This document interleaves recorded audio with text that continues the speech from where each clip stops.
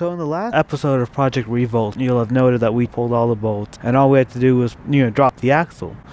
Well, we did that. We just put a screwdriver in, took everything out. It was resting on it, and this morning we finished the install of the new axle.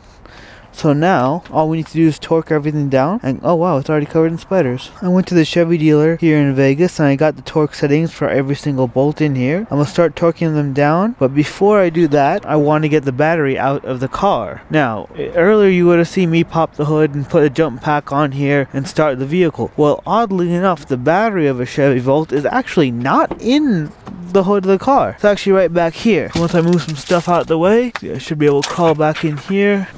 Flip that open right there, and underneath that is the battery. That is the 12-volt battery. There it is. Let me go get the correct socket set and pull those off.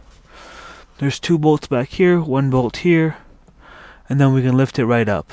I feel like now is actually the perfect time for me to explain how this battery ended up going flat. After the wreck, this car ended up going to a salvage yard called Copart. They're actually one of the largest receivers of insurance damaged vehicles out there. Now, as their policy goes, they keep the keys inside the vehicles of which they pick up. In this particular case, they zip tied the key underneath the steering wheel. Now, with this kind of vehicle that has a keyless entry and keyless drive system, the car itself became initialized, so the computer and the 12-volt system was constantly on while the key was inside the vehicle. That ended up draining this battery. Now, in normal circumstances, once the battery comes to 0% like this one, or 1.4 volts, the battery is totally trashed and you would have to buy a new one. But for me, I went to AutoZone to check the cost of this battery, and it came out to $222 after tax. I asked them why, and it turned out that unlike a regular car battery, this is actually a gel cell battery, meaning that it is possible for me to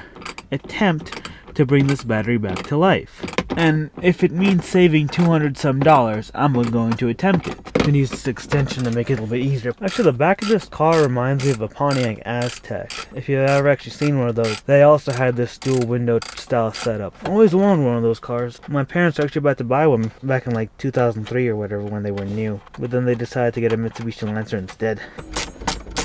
Okay, so now that this partial shelf is removed, you can see there's the battery right there, and the Bose subwoofer, and plenty of other things. I'm going to put this somewhere safe, or I could just leave it right there. It needs to be safe there. Put these bolts right here, just temporarily. Now here's the negative 12-volt cable.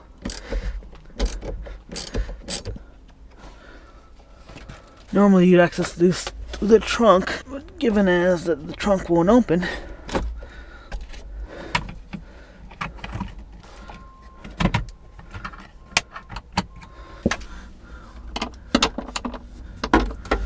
it's a 14mm socket.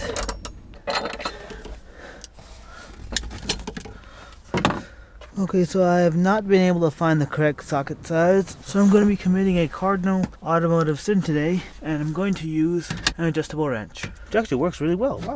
I didn't even have to adjust it, it was already on the right size.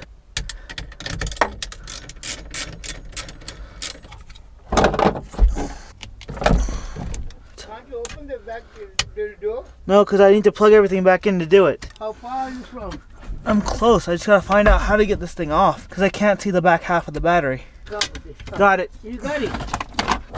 Oh god, this thing is heavy. Okay, so I've had the battery in the charger for about 2 to 3 days now. I've given it a slow 2 amp trickle charge. I've set the charger to